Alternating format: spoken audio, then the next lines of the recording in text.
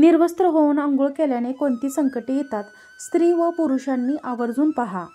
निर्वस्त्र होऊन आंघोळ केल्याने म्हणजे जी स्त्री व पुरुष पूर्ण निर्वस्त्र होऊन आंघोळ करतात त्यांच्यासोबत काय घडते, त्यांना कोणत्या संकटांना सामोरे जावे लागते हे कान उघडून ऐकावे, नाहीतर आयुष्यभर पश्चाताप करत बसावा लागेल.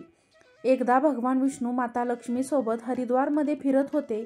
लक्ष्मी मातेने पाहिले की सर्व लोक गंगेत स्नान करत आहेत आणि हर हर गंगे म्हणत आहेत. प्रिय श्रोते हो, जर तुम्ही ही कथा ऐकत असाल तर ती कथा पूर्णपणे ऐका. जेव्हा देवी लक्ष्मी मातेने पाहिले की सर्व लोक गंगेत स्नान करत आहेत आणि हर हर गंगे म्हणत आहेत, परंतु प्रत्येकजण दुःख आणि अस्वस्थ होत आहे, तेव्हा लक्ष्मी मातेने भगवान विष्णूंना आश्चर्याने विचारले की इतक्या वेळा गंगेत स्नान करूनही त्यांची पापे आणि दुःख का नष्ट होत नाहीत? आता गंगेमध्ये तथ्य राहिले नाही का?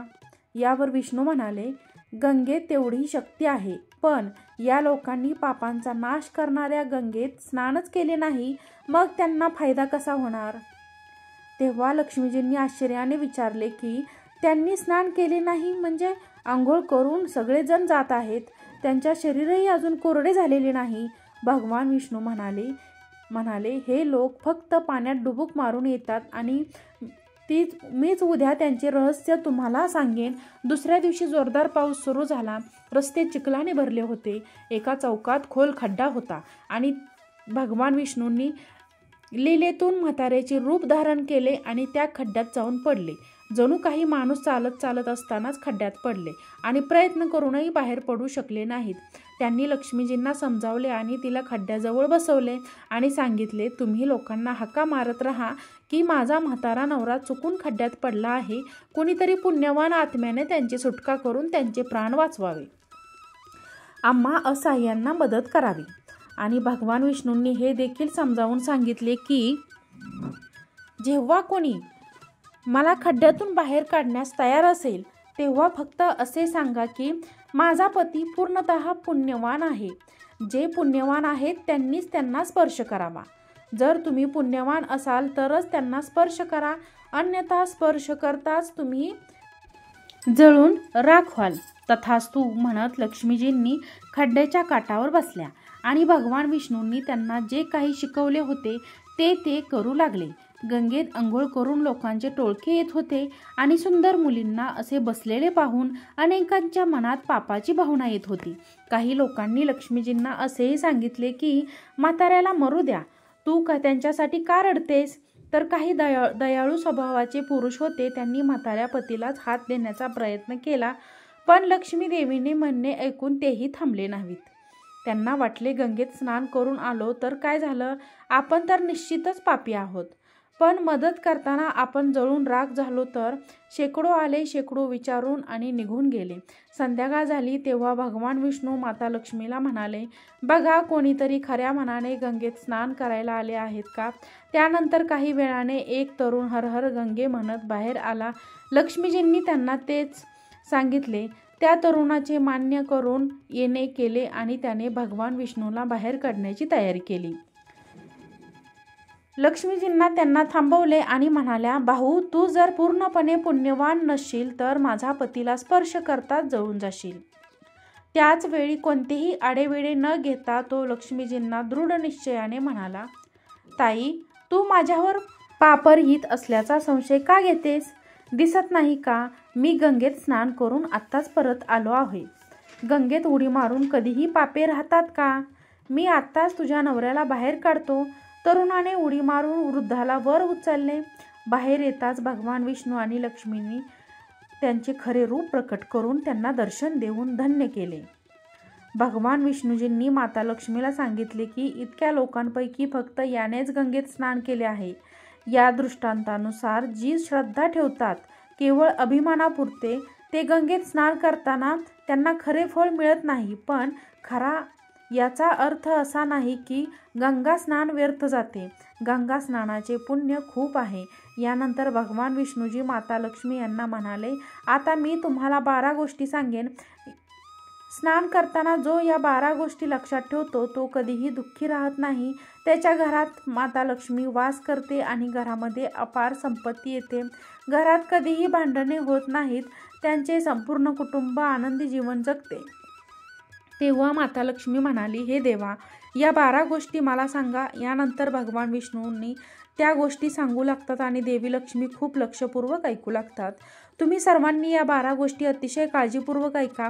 यानंतर भगवान विष्णू म्हणतात, प्रिये, तुला 12 गोष्टी सांगितल्यानंतर मी तुला आणखी एक गोष्ट सांगेन की स्त्रिया कपडे काढून स्नान करतात. हे योग्य आहे का की नाही? ही बाब त्यांच्यासाठी खूप महत्त्वाची आहे. तर हे लक्ष्मी काळजीपूर्वक ऐक. मग विष्णूजी सांगू लागतात. 1. भगवान विष्णू म्हणाले की स्नान केल्याने शरीर निरोगी राहते आणि मन प्रसंगी राहते. अंघोळीमुळे चेहऱ्याची चमक आणि शारीरिक आकर्षणाने वाढते. या दैनंदिन कर्मकांडात काही गोष्टी लक्षात ठेवल्या तर आध्यात्मिकपेक्षा जास्त फायदा मिळू शकतो. अंघोळ करताना या गोष्टी लक्षात ठेवाव्यात. 1. स्नान केल्यावर शुद्ध झाल्यावर आपण पूजा वगैरे सर्व कार्य करताना सक्षम होतो, म्हणून स्नान करावे. 2. स्नान केल्याने हे गुण प्राप्त होतात असे शास्त्रात सांगितले आहे. सौंदर्य, शुद्धता, आरोग्य, निरागसता आणि बुद्धिमत्ता. 3. ज्यांना संपत्ती आणि आरोग्य हवे आहे त्यांनी प्रत्येक ऋतूत आणि दररोज स्नान करावे. 4. सकाळी स्नान केल्याने पाप नष्ट होऊन पुण्य मिळते असे शास्त्रात सांगितले आहे. असे म्हणतात की सकाळी अंघोळ करणाऱ्या अवतीभोवती नकारात्मक ऊर्जा, नकारात्मक शक्ती फिरत नाही. त्यामुळे सकाळी अंघोळ करण्याचा सल्ला दिला जातो. 5. आजारपणात अंघोळ डोक्यापासून खाली करावी. ओल्या कपड्याने अंग पुसून घेणे म्हणजे एक प्रकारची अंघोळ असेही म्हणतात. 6.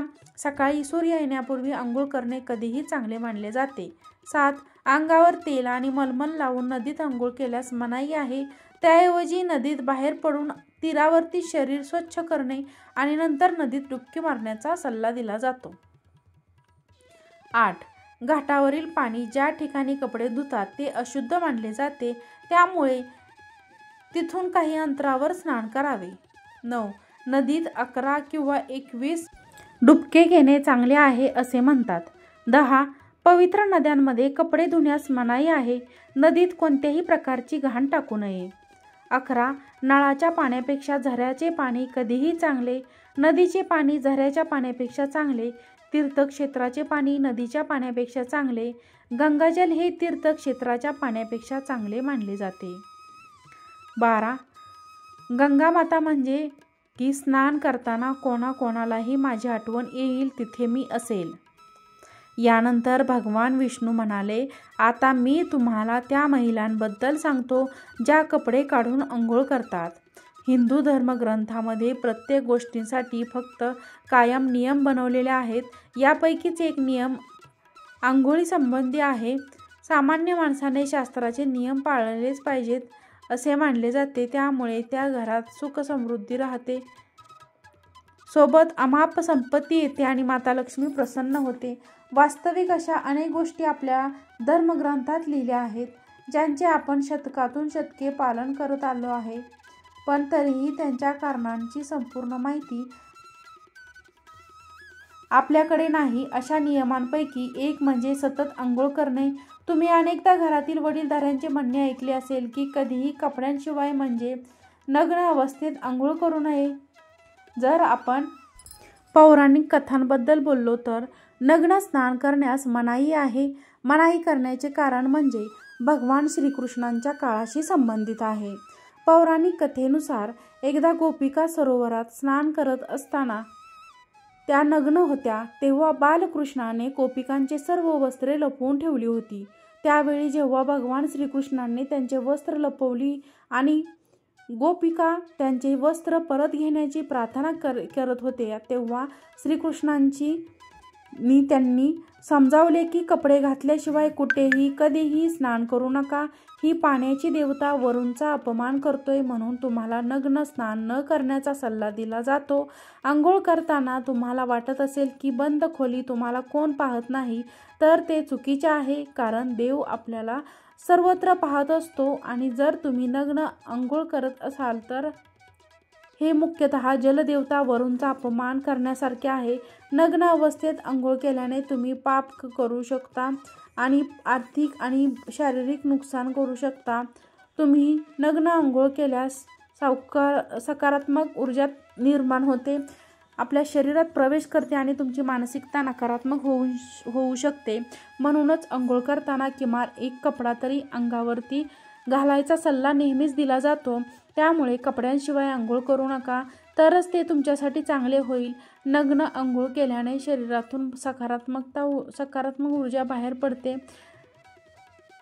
आणि त्याचा तुमच्या मनावर शरीरावर पूर्णपणे परिणाम होतो.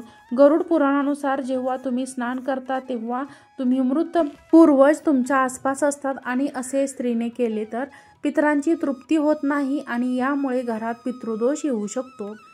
नग्न अंघोळ केल्याने पूर्वजांना राग येतो, ज्यामुळे व्यक्तींचे सामर्थ्य संपते आणि आनंद नष्ट होतो. त्यामुळे कधीही नग्न होऊन स्नान करू नये.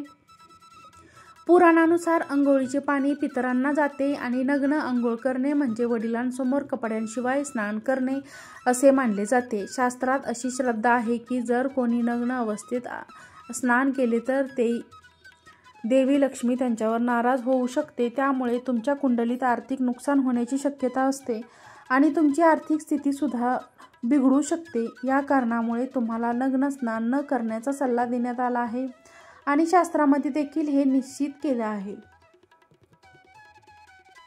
माहिती आवडल्यास व्हिडिओला लाईक करा, चॅनलला सबस्क्राईब करा, व्हिडिओ शेअर करा आणि कमेंट करून सांगा कसा वाटला व्हिडिओ पाहिल्याबद्दल तुम्हा सर्वांचे खूप खूप आभार. श्री स्वामी समर्थ.